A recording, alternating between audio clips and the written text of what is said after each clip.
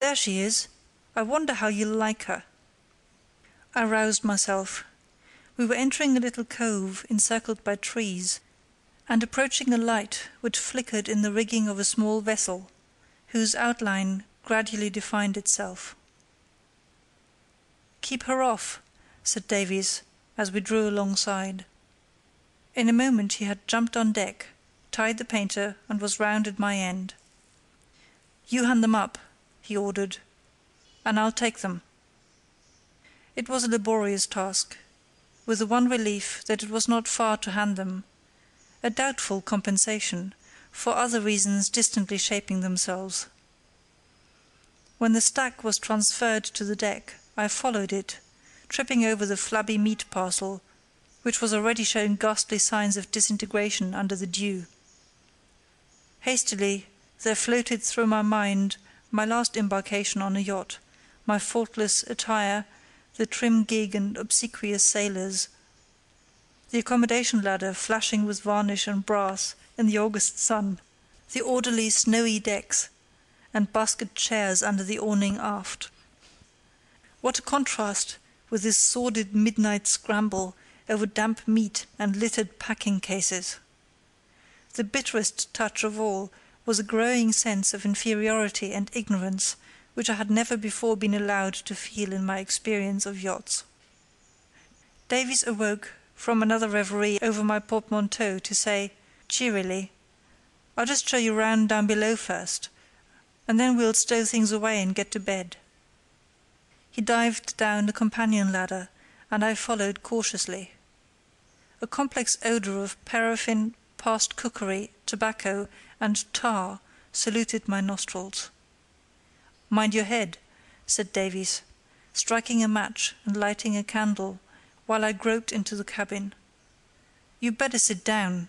It's easier to look around." There might well have been sarcasm in this piece of advice, for I must have cut a ridiculous figure, peering awkwardly and suspiciously around, with shoulders and head bent, to avoid the ceiling, which seemed in the half-light to be even nearer the floor than it was. "You see," were Davies's reassuring words, "there's plenty of room to sit upright." Which was strictly true, but I am not very tall, and he is short.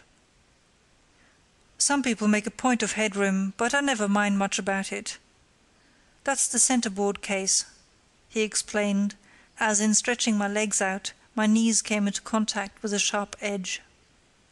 I had not seen this devilish obstruction as it was hidden beneath the table, which indeed rested on it at one end.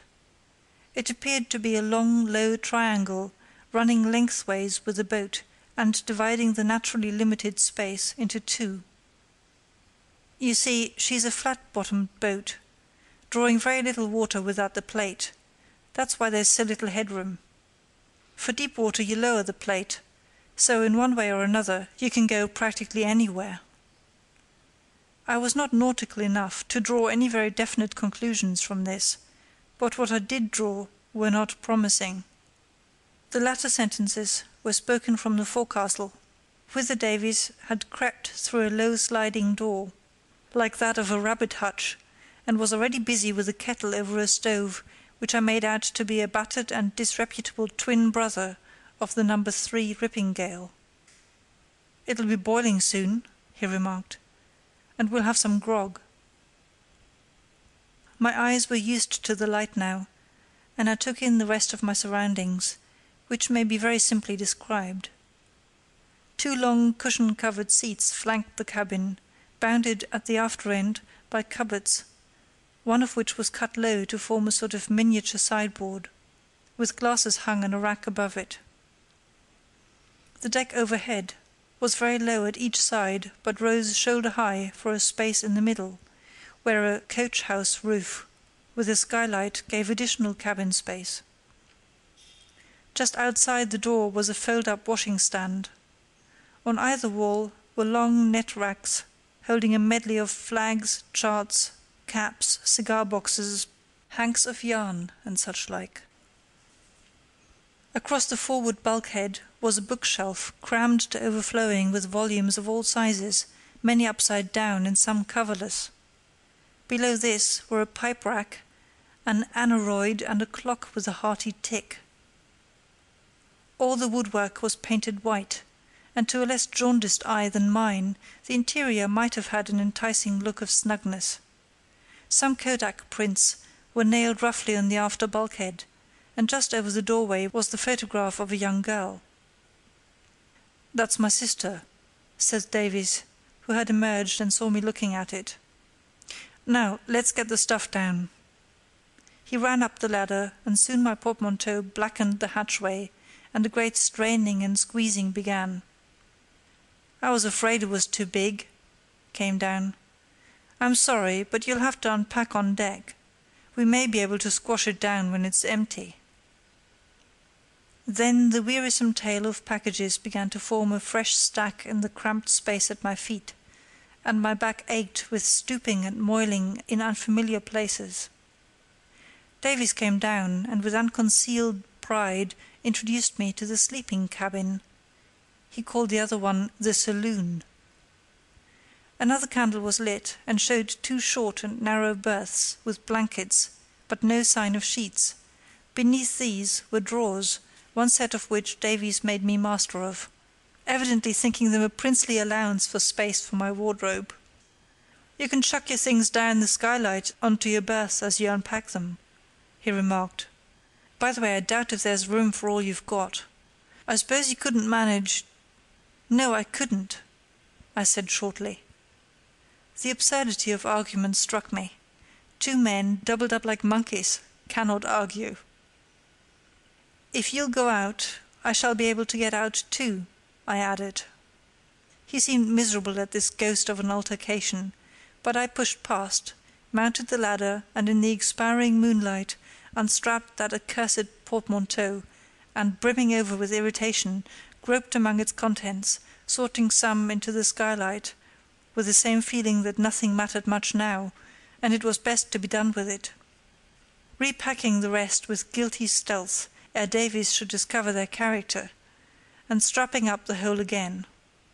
Then I sat down upon my white elephant and shivered, for the chill of autumn was in the air. It suddenly struck me that if it had been raining, things might have been worse still. The notion made me look round. The little cove was still as glass, stars above and stars below, a few white cottages glimmering at one point on the shore. In the west, the lights of Flensburg; to the east, the fjords broadening into unknown gloom. From Davies toiling below, there were muffled sounds of wrenching, pushing, and hammering, punctuated occasionally by a heavy splash, as something shot up from the hatchway and fell into the water.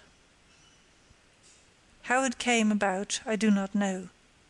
Whether it was something pathetic in the look I had last seen on his face, a look which I associated for no reason whatever with his bandaged hand; whether it was one of those instants of clear vision in which our separate selves are seen divided, the baser from the better, and I saw my silly egotism in contrast with a simple generous nature; whether it was an impalpable air of mystery which pervaded the whole enterprise, and refused to be dissipated by its most mortifying and vulgarizing incidents; a mystery dimly connected with my companion's obvious consciousness of having misled me into joining him; whether it was only the stars and the cool air rousing atrophied instincts of youth and spirits; probably indeed it was all these influences, cemented into strength by a ruthless sense of humour, which whispered that I was in danger of making a mere commonplace fool of myself, in spite of all my laboured calculations.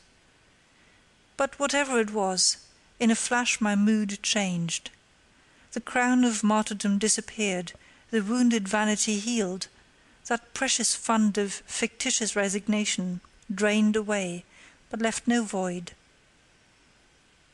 There was left a fashionable and dishevelled young man, sitting in the dew and in the dark on a ridiculous portmanteau which dwarfed the yacht that was to carry it, a youth acutely sensible of ignorance in a strange and strenuous atmosphere, still feeling sore and victimized, but withal sanely ashamed and sanely resolved to enjoy himself. I anticipate, for though the change